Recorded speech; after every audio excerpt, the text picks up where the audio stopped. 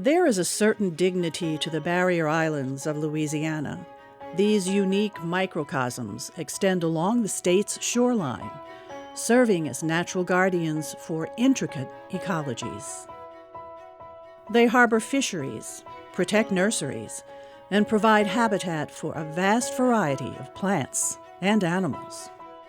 Barrier Islands are important in South Louisiana for a variety of reasons.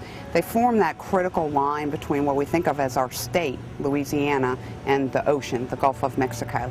So our barrier islands serve a structural purpose in terms of knocking down storm surge and providing that line in the sand that maintains the estuarine gradient, the bays of Louisiana, which are so important for commercial fisheries production, and the open waters of the Gulf of Mexico. We're in one of the major flyways for migratory waterfowl, supporting the entire nation. And a lot of those waterfowl use Louisiana barrier islands to overwinter or for stopping grounds. As migratory birds come across the Gulf, this is the first place that they can touch down on land, feed, and rest up from their journeys. For instance, the piping plover, which is an endangered species, this is considered critical habitat by the government as part of their recovery, and this is where they winter as they migrate through here, and so it's an important feeding location for them. Pelicans nesting on some of these barrier islands and using these barrier islands. Because again, there's a sand source here as part of the island and the beach. There are certain organisms that, and particularly fisheries, that use these sand bottoms for reproduction and feeding areas that they don't use necessarily other parts of the marsh. Things like speckled trout reproduce in the surf, and of course that's a very popular fishery species here, recreational fishery species. So they're very important for a lot of different organisms.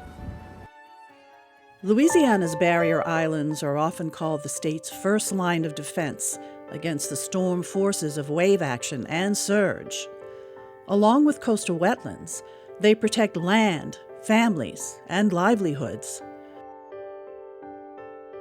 The barrier islands also help preserve the vibrant communities and rich cultures of the region. Now, however, these islands are critically endangered. Natural and man-made forces have caused a rapid rate of land loss, and many of these small islands are at risk of disappearing completely within 50 years. With them will go the habitats and ecologies that they hold, as well as their capacity to reduce the destructive effects of tropical storms and hurricanes. Barrier islands in Louisiana are actually a byproduct of our delta cycle. Coastal Louisiana was formed by the Mississippi River changing its deltas over the years. And barrier islands are kind of the final stage of delta development. After the Mississippi River abandons one delta, that material stays there and is reworked by Mother Nature. And our barrier islands are that final sandy shoreline. Change has always been a characteristic of the barrier islands.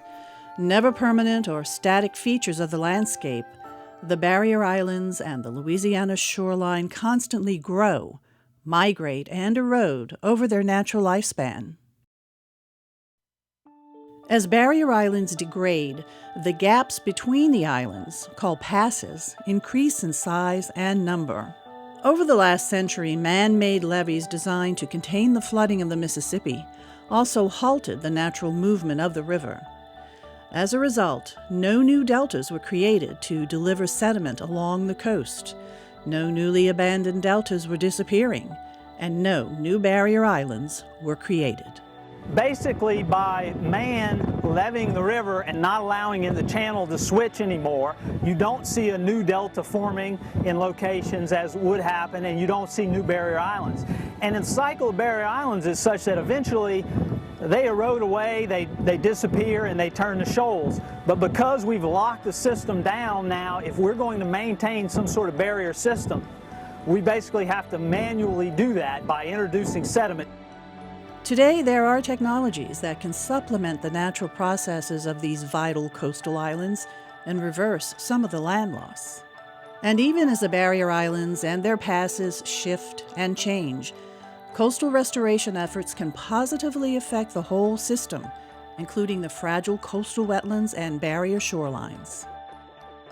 Currently, there are coastal restoration projects underway on Louisiana's barrier islands under the Coastal Wetlands Planning, Protection, and Restoration Act, or CWIPRA. One such project is the West Bell Pass Barrier Headland Restoration Project. Here at the West Bell Pass Barrier Headland CWIPRA project, we're basically taking sand from offshore, dredging it and placing it on the beach, building a beach and a dune, basically to move the shoreline gulfward so that we can offset erosion. And then we're building back marsh using silts and muds from offshore to create marsh for this dune and beach as it continues to erode in the future to wash back on to maintain its elevation. Located along the Cheniere Caminada Headland to the west of West Bell Pass, CWIPRA's 100th restoration project was recently completed. You know, we first started some of these projects a few years ago in the Barataria system and specifically on barrier islands. You know, people said it couldn't really be done. You know, there were too many conflicts, too many competing interests, too many complications. And we have a lot of oil and gas industry in South Louisiana, which is an important part of our economy, but they also have a lot of infrastructure. So that's a challenge. We have a lot of fisheries, commercial and recreational. And these guys have been doing the same thing, you know, for generations. And so people become a little bit resistant or afraid, concerned about change. And so when we resolve those issues and we do things that folks said, you know, I don't really know that you can do that, maybe that can't be done. And you stand here where it was 5 feet deep a week ago, and you know, now you're up at +8. We're going to have 400 new acres. We're going to have a solid shoreline for 2 miles in this area. There's nothing like that feeling of accomplishing the goal and you walk away and there's a new island. We're really trying to engineer an ecosystem. It's new science, it's new engineering, and we're breaking new ground in our coastal restoration program every day. The barrier islands and shorelines of Louisiana are critically important, not only to the state, but to the nation as a whole. The barrier islands are the most important because they are the first line of defense from storm surge. And everybody knows that. We always say that, right? But they protect all the infrastructure. So if we don't have oil and gas, and we don't have seafood, and we don't have habitat, we don't have a community, what happens? The barrier islands actually protect New Orleans. Think about it. The barrier islands and shorelines of Louisiana have a certain pride of place. We have been diligently going after coastal restoration and barrier islands. I'm a big proponent of barrier islands because I believe you have to rebuild your barrier islands. It is our first line of defense against a hurricane. I don't believe there's ever been a governor in the history of Louisiana that has gone aggressively after the restoration of barrier islands, coastal restoration, and hurricane protection as Governor Bobby Jindal did in the Louisiana legislature. We have aggressively gone after it, being part of our heritage, something we grew up going to as young men and women and children. My favorite part about the barrier islands is floundering at night with a lantern, Coleman lantern, and a stick with a pick in it.